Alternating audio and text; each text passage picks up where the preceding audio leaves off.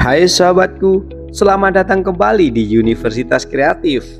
Pernahkah Anda mendengar istilah efek placebo? Mungkin Anda berpikir, bagaimana bisa sesuatu yang tidak benar-benar bekerja justru memberikan hasil nyata? Inilah yang membuat placebo begitu menarik. Fenomena ini tidak hanya membingungkan orang awam, tetapi juga memicu banyak penelitian ilmiah selama bertahun-tahun. Dalam video kali ini kita akan membahas apa itu placebo, bagaimana efeknya bekerja di tubuh manusia, dan fakta-fakta ilmiah di baliknya. Bersiaplah untuk menyelami misteri ini bersama kami dan temukan bagaimana kekuatan pikiran bisa mempengaruhi tubuh Anda. Kita mulai dari yang pertama. Apa itu placebo? Placebo berasal dari kata Latin yang berarti saya akan menyenangkan. Dalam dunia medis, istilah ini merujuk pada pengobatan palsu atau tanpa bahan aktif yang diberikan untuk meniru pengobatan asli. Efek placebo terjadi ketika seseorang merasa lebih baik setelah menerima pengobatan ini, meskipun sebenarnya tidak ada kandungan farmakologi yang bekerja di tubuhnya.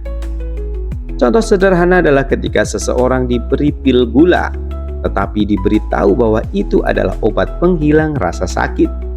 Jika orang tersebut merasa sakitnya berkurang, maka ini adalah efek placebo.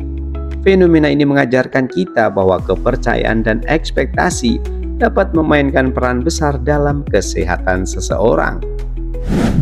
Yang kedua, bagaimana efek placebo bekerja di otak? Secara ilmiah, efek placebo dikaitkan dengan cara otak memproduksi bahan kimia seperti endorfin yang dapat mengurangi rasa sakit secara alami. Ketika seseorang percaya bahwa ia menerima obat yang efektif, otak mereka merespon dengan cara yang sama seperti jika mereka benar-benar menerima pengobatan. Studi pencitraan otak menunjukkan bahwa area tertentu dalam otak seperti korteks prefrontal dan sistem limbik terlibat dalam menciptakan efek ini. Proses ini mengungkapkan bahwa ekspektasi dan kepercayaan bisa memicu reaksi biologis nyata dalam tubuh. Yang ketiga, sejarah dan fenomena placebo. Efek placebo pertama kali tercatat secara resmi pada abad ke-18 ketika seorang dokter bernama John Haygat menemukan bahwa pasien merasa lebih baik setelah menerima pengobatan palsu.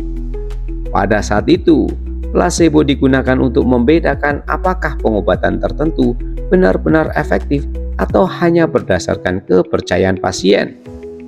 Di era modern, uji klinis obat menggunakan kelompok kontrol placebo sebagai standar emas untuk menentukan efektivitas pengobatan baru. Dengan cara ini, ilmuwan dapat memastikan bahwa efek penyembuhan benar-benar berasal dari obat tersebut, bukan dari ekspektasi pasien. Yang keempat, placebo dan pengaruhnya terhadap penyakit kronis. Efek placebo sering ditemukan dalam pengobatan penyakit kronis, seperti nyeri, depresi, dan gangguan tidur. Dalam beberapa kasus, pasien yang menggunakan placebo melaporkan pengurangan gejala serupa dengan mereka yang menggunakan obat sungguhan. Hal ini menunjukkan bagaimana kepercayaan terhadap penyembuhan dapat memicu respon tubuh.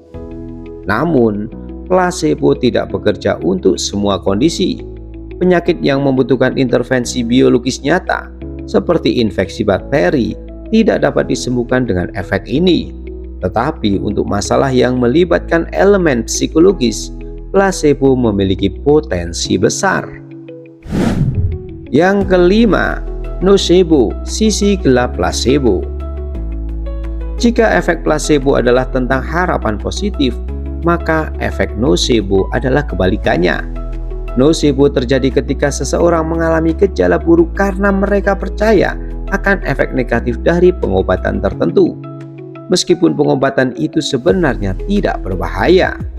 Misalnya, jika seseorang diberitahu bahwa pil tertentu akan menyebabkan sakit kepala, mereka mungkin benar-benar mengalami sakit kepala meskipun pil itu hanya berisi gula. Ini menunjukkan betapa kuatnya pengaruh pikiran terhadap kondisi fisik kita. Yang keenam, plasebo dalam pengobatan modern.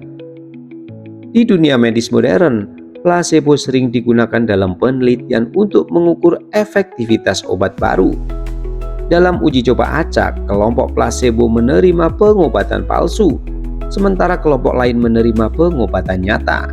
Jika hasilnya sama, berarti obat tersebut tidak lebih efektif dari plasebo. Namun beberapa dokter juga menggunakan efek plasebo secara sadar untuk membantu pasien, terutama dalam kasus di mana pengobatan medis terbatas. Contohnya, pil tanpa bahan aktif sering diberikan kepada pasien dengan insomnia ringan untuk membantu mereka merasa lebih baik. Kita masuk yang ketujuh, masa depan plasebo. Penelitian tentang efek plasebo terus berkembang, dengan fokus pada bagaimana kepercayaan dan ekspektasi dapat dimanfaatkan untuk meningkatkan kesehatan mental dan fisik. Beberapa studi bahkan mengeksplorasi plasebo terbuka, di mana pasien diberitahu bahwa mereka menerima plasebo tetapi tetap merasakan manfaatnya. Di masa depan, pemahaman lebih lanjut tentang efek ini dapat membuka pintu untuk pendekatan baru dalam pengobatan yang lebih memanfaatkan potensi pikiran dalam mendukung proses penyembuhan. Sahabatku semua, fenomena plasebo adalah bukti nyata bahwa pikiran memiliki kekuatan yang luar biasa terhadap tubuh. Dari efek penyembuhan hingga sisi gelap nocebo, plasebo mengajarkan kita untuk tidak meremehkan pengaruh kepercayaan dan ekspektasi dalam kesehatan. Terima kasih telah menonton Universitas Kreatif. Jika Anda menyukai video ini, jangan lupa untuk like, share, dan subscribe. Sampai jumpa di episode berikutnya, tempat kami mengeksplorasi fakta-fakta menarik lainnya yang memperluas wawasan Anda. See you next time.